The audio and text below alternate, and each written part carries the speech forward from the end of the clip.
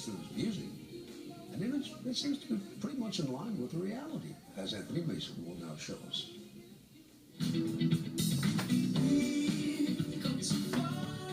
Most artists only dream of having a year as big as Pharrell Williams. He sang and co-wrote Daft Punk's summer smash, Get Lucky.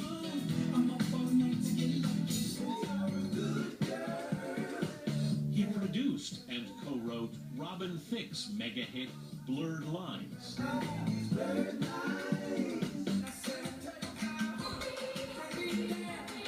But it was with this song, his first solo #1, that Pharrell Williams himself suddenly went stratospheric.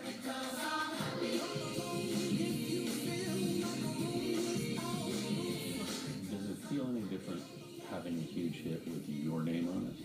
It's super weird. It's super weird. Yeah. Why? Because I'm used to being the guy standing next to the guy. I was happy being that guy. That's weird. Billboard ranked him the top producer of the past decade. As one half of the Neptunes production team, Pharrell was behind hits for Nelly,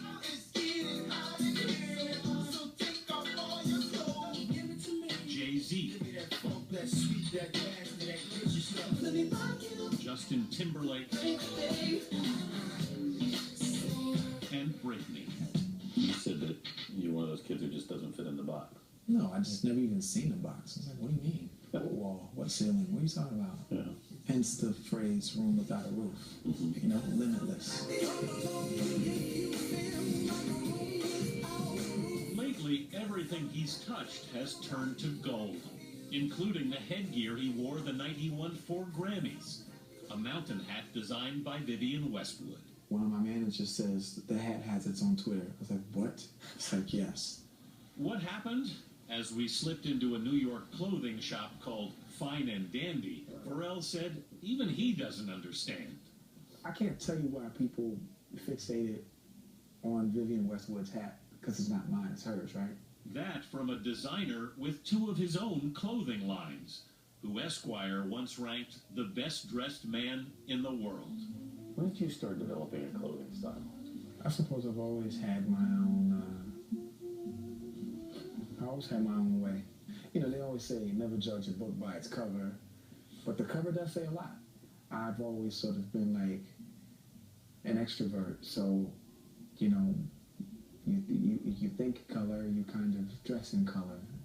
He's been thinking in color since he grew up in Virginia Beach, Virginia, the son of a handyman and a teacher. It was his grandmother who urged him to get serious about music. She had been diagnosed with cancer. And I was turning 15, and she said, you know, you love the drums. Why don't you learn how to play the drums?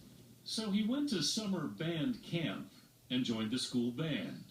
That's where I met my first music teacher, was Mrs. Warren, and my other band teacher, Mr. Warren, and then there was Mr. Edwards, and then there was Mr. Sharps. You remember them all? Yes, I do. And Ralph Copley had taught me how to play drum set.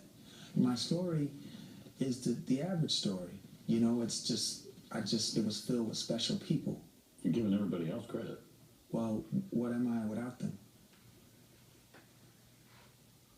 Just try that for a second. Take all my band teachers out of this. Where am I? Where are you? I'm back in Virginia. Doing something completely different. What would that have been, do you think? Struggling art teacher. Struggling because the rest of my grades were not so, they weren't so good. They were like C's and D's, and sometimes E's. In beginning band class, he met Chad Hugo, who played sax. They formed the Neptunes. Group-wise, it just didn't work. We were just too weird. I was too weird at the time. I mean, hello. So the Neptunes produced music for other artists, taking spare hip-hop beats and fusing them with rock and pop. Their music flooded the radio. One of Pharrell's few disappointments was his first solo album in 2006. Hello? Can you hear me now? it didn't turn out the way I wanted it to. And I blamed everyone around me except myself. And I had to really take a long study of like what I was doing and talking about on that record. That first record was too full of ego, he says. Now 41 and married to fashion designer Helen Lassichan, Pharrell's new album, Girl, strikes a different tone. What changed for you? I realized along the way that there wasn't enough purpose in my music. You know, going back and listening to Stevie Wonder songs and Steely Dan songs, you know, you'd see that, you know, Donald Fagen had a purpose. He had an intention. Stevie Wonder was really singing about something. Pharrell says now he wants his music to lift people up. Of all the records that you've worked on, are you proudest of any in particular? I'm proud of all of my work, and I'm thankful. But happy changed me. See you tomorrow.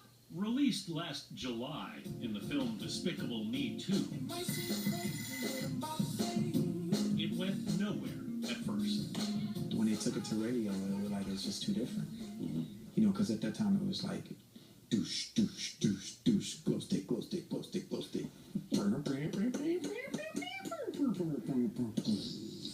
Night, night, night, night. I mean, that was just like every record. Or, hey, hey, hey, hey. So here I am, happy. They were like, no. Then in November, his label released this video. Explodes overseas. Explodes. It's hit #1 in 24 countries. Walk down the street with Pharrell Williams now, and from all sides people approach him. People of every color and every age.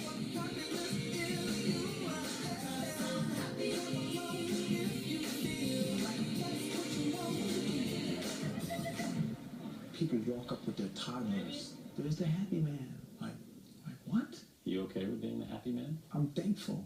You're going to live with the happy man in the hat for a while. You're okay with that?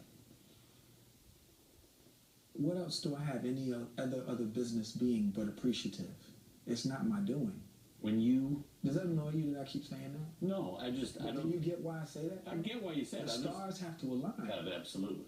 And the But- stars don't always align for everyone. No, they don't, but they've aligned an awful lot for you. So and what? that doesn't happen unless you have a talent. So then you would understand why I'm so thankful. I totally get why you're thankful. But I think as an artist, at some point, you probably tried to figure out what it is you do well.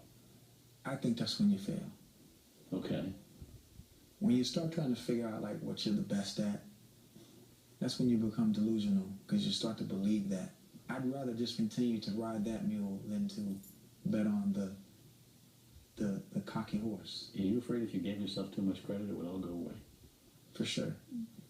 You see people spin out of control like that all the time. Yeah. Don't you? I mean, those are the most tragic stories, the most gifted people who start to believe it's really all them. It's not all you. It can't be all you. Just like you need air to fly a kite. Mm-hmm. It's not the kite. Mm-hmm. It's the air.